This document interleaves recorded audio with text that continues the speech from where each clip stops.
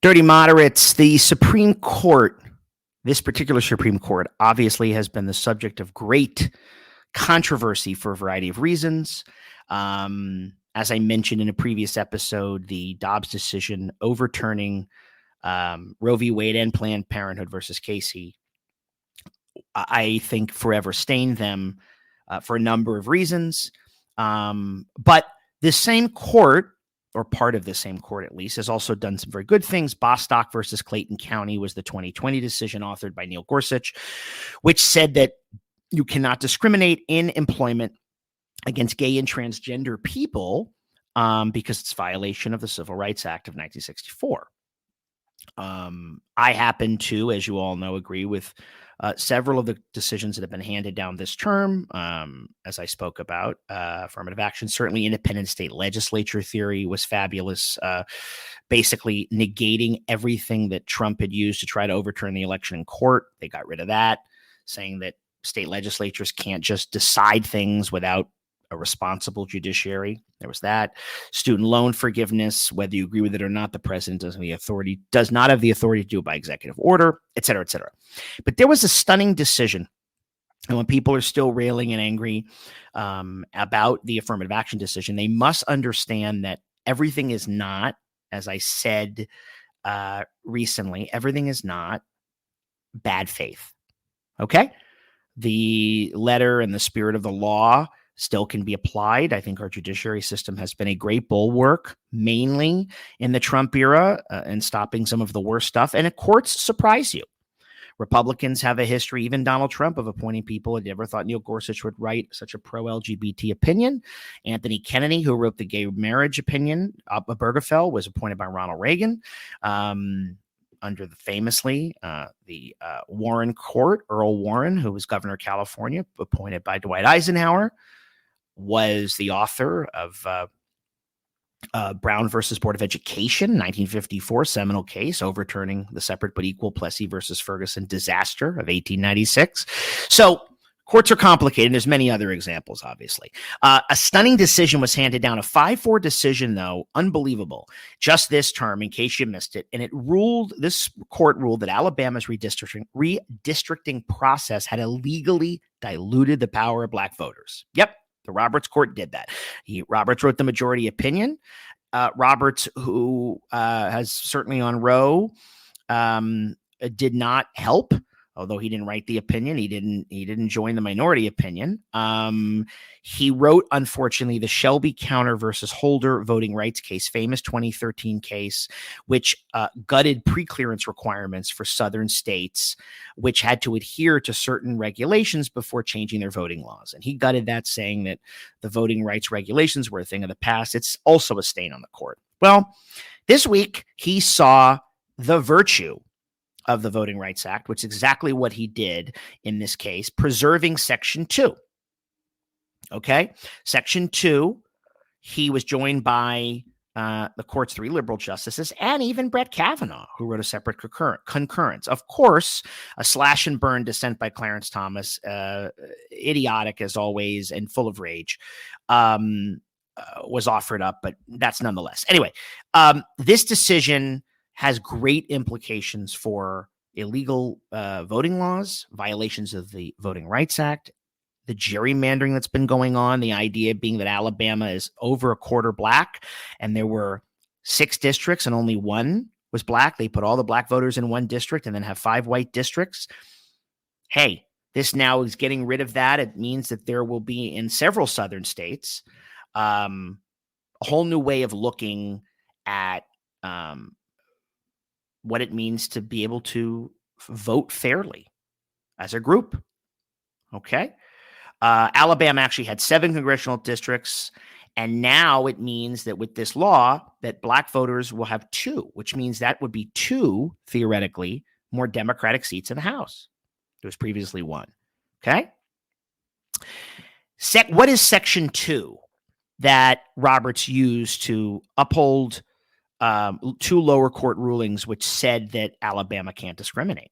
Well, Section 2 of the Voting Rights Act, original Voting Rights Act, was passed in 1965. It, with the Civil Rights Act of 64, is the crown, one of three crown jewels of the civil rights laws of the 60s. Civil Rights Act of 64, which banned segregation in public housing, employment everywhere. Voting Rights Act, which finally made good on the 15th Amendment. I'll get to that in a second. And the Fair Housing Act of 1968, which said no more discrimination in housing, renting, all that stuff, loans, mortgages. Okay. Section 2 of the Voting Rights Act essentially repeats but fulfills a promise that was made in the 15th Amendment. Okay. That amendment prevented the infringement of the right to vote based on, quote, race, color, or previous condition of servitude. Now, we all know that the Civil War happens, and afterward, there's a period of Reconstruction where it looks like 4 million freed slaves would finally be called freedmen, as they were called, and would enjoy the fruits of American life. As a matter of fact, in those 15 years or so, 12, 15 years, blacks were elected to Congress, and there seemed to be advancements until the troops were pulled out of the South and the Knights of the Ku Klux Klan rose and reaction, et cetera, much like a period where we're in now, where white nationalism reared its ugly head and basically made a lot of the gains of Reconstruction null and void. Now, the Voting Rights Act came along in 1965, so we're talking like 90 years later, to actually give the 15th Amendment teeth, right? Which basically meant that we have to have a statute that enfranchises black voters in this country, okay? Section 2 got amended in 1982, and the question then was, how do we allow people of color not just to vote, but have an effective vote? Meaning, how can they aggregate their votes together and elect candidates of their choice? It's not as simple as, hey, they can go vote. How can they have actual voting power to make decisions on who represents them and their values and their livelihoods? Okay. And Section 2 has been consistently applied to redistricting claims at the local, state, and federal level. Okay. And it's been very effective in its history in helping not just black communities, but Latino, Asian, Native American communities be able to vote together to get candidates of their choice. Okay. So it's a very, very, very important civil rights law. Okay. What Alabama was trying to do would have completely undermined the virtues of Section 2. And basically said that Section 2 isn't an anti-discrimination statute. They were basically saying that it shouldn't be applied. It's not constitutional, right? Because they have what's called a race blind baseline, quote unquote. Now, we all know, folks, what that means. That's bullshit. Okay. That's their way of saying, we got to be colorblind, but hey, here are 7 congressional districts and only 1 is black. And that tells you everything you need to do, right? We've got it. No. What Alabama said was, we don't need to consider race when drawing a district because we're going to come up with a computer program. They do these simulations. I know this all sounds a little complicated, but just stay with me. They run simulations to do a median to say, what would you do if this percentage of people voted, that percentage of people voted, and blah, blah, blah. And you don't know how it's sort of like a voting AI in a way. And ultimately, when those simulations have been run, it doesn't really uphold Section 2 and the Voting Rights Act, and it doesn't lead to the power of group voting. Roberts says that is also, in this decision, he said, is completely inapplicable to the case of the Voting Rights Act, which is a race-conscious statute. It is trying to prevent racial discrimination. There is no way to talk about the Voting Rights Act in a race-neutral, quote-unquote, or race-blind baseline.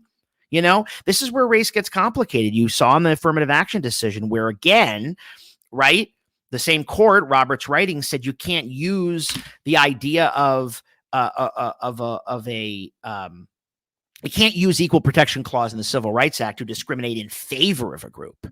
Similarly, in this case, or they're not the same case at all, you can't use, right, the Voting Rights Act itself specifically designed to enfranchise black voters and subsequently other voters of color. You can't use that as a discriminatory measure or make it somehow or strip it of its underpinnings, of its teeth, right? I mean, you have to live up to the promise of the 13th, 14th, and 15th Amendment. The 15th Amendment, those are the three amendments in the wake of the Civil War. 13th ended slavery, 14th is the equal protection and due process as well.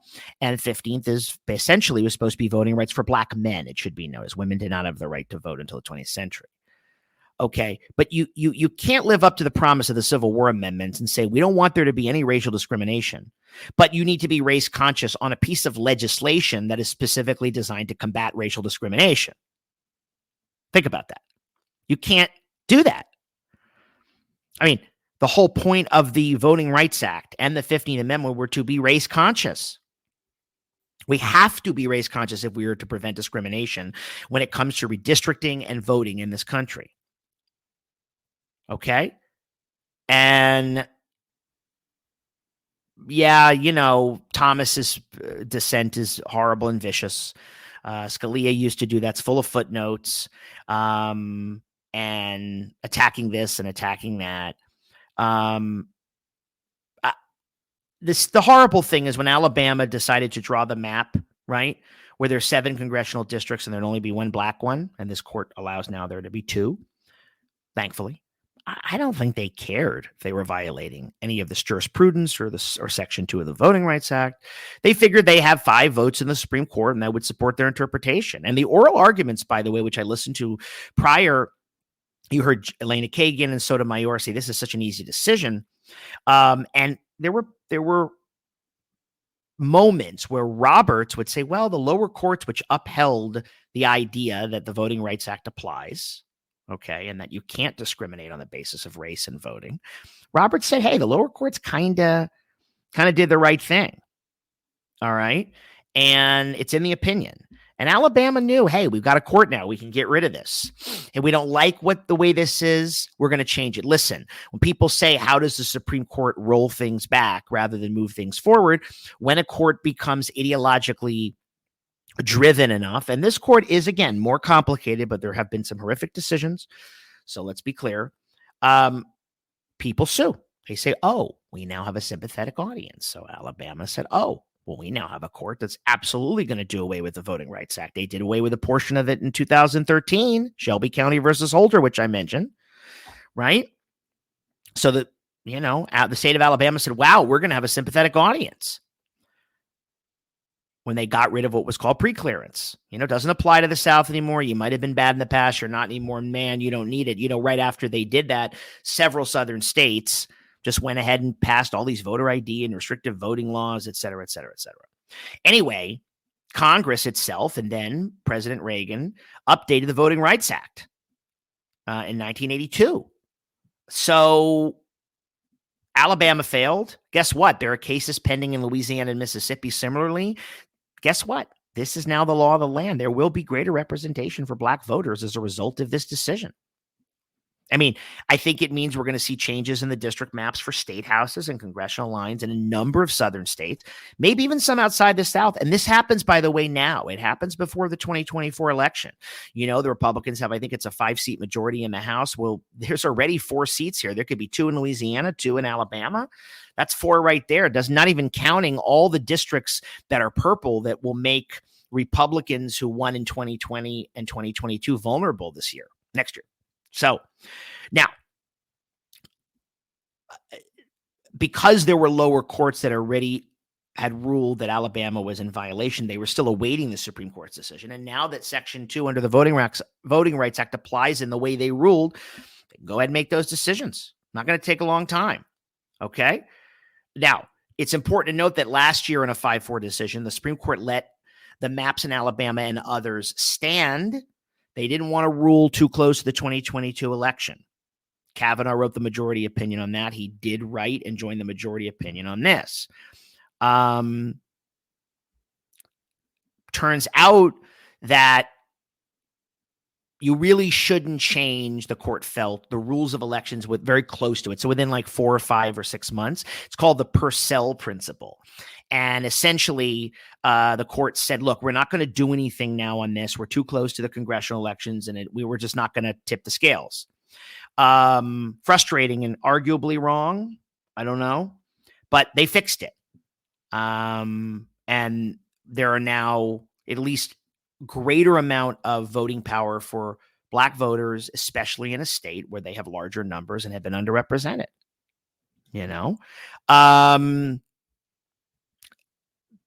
Kavanaugh, as I said, concurred. He's proved a bit of a surprise vote in a couple of ways. Justice Thomas, he doesn't even believe the Voting Rights Act applies to any redistricting. He hasn't thought that since the 1990s. He went into great detail about racial classification and affirmative action, all these things, and he just went on and on. It was puzzling. It seemed, as I said, almost unfocused and slashing and ridiculous. But, to say the Voting Rights Act doesn't apply to redistricting, it's this race blind thing that doesn't exist. The legislation was not created in a vacuum, folks. It was created at the height of a time when the American people, and commensurate with the Constitution, said Jim Crow's got to go. It was conceived and born of that. There was a reason it was there. So, again, this may apply to other states as well. We'll see. It will, but, we'll see what other states have redistricting imbalances that need to be corrected. As I said, this court in Moore versus Harper, the independent state legislature theory, the student loan decision, this decision, a fabulous decision upholding tribal sovereignty via the Indian Child Welfare Act. We'll talk about that another time. That was also through this court. And the affirmative action decision, which I think is very consistent with all these rulings. The point being is this is a huge civil rights win for people of color, Blacks, and others everywhere, not just in Alabama. And it was done by this court, and that is very, very important to note. So for those who want or need further reading, please read the opinions. And I'm going to end with this. And this goes for affirmative action, independent state legislature theory, Indian child welfare, any of them, even the Dobbs decision. You guys react, people. Okay. I'm not meaning to be a scold. And I know legal opinions aren't easy to read, but if you haven't read the opinion, you're coming at something because you're listening to a take. Whether could be my take, could be a take from someone else in the media. It could be because you're watching too much Fox or too much MSNBC, or you're reading too much Slate, or you're just hanging with progressives who see things one way. Okay. Just as bad as MAGA people can't get out of their bubble. I would urge people, and I say this without being didactic or without being condescending or patronizing, read the opinion and make your own decision. And this is what we need in this country, independent thinking and critical thinking. And I know it's a struggle. This is an uphill climb for all of us. But we've got to get to a place where people make decisions based on what they read, not on what they hear or simply what they feel. Yes, politics is emotional, nuanced, complicated. We're emotional creatures. But we do believe in the Constitution. It's the greatest written document for this greatest experiment in self-government the world's ever known, and it matters. If it doesn't matter, then it's not worth the parchment that those words are on. Folks, thank you for joining me. Make sure and catch me on TikTok at Dirty Moderate Nation. And if you're listening to this podcast and you haven't subscribed, do it now. It's everywhere you get your podcast. Big stuff coming up here from us very soon. And in the meantime, here's to a big win for people everywhere, people of color and the American people, in the name of justice and civil rights. Okay, folks, stay dirty, stay moderate, and stay safe.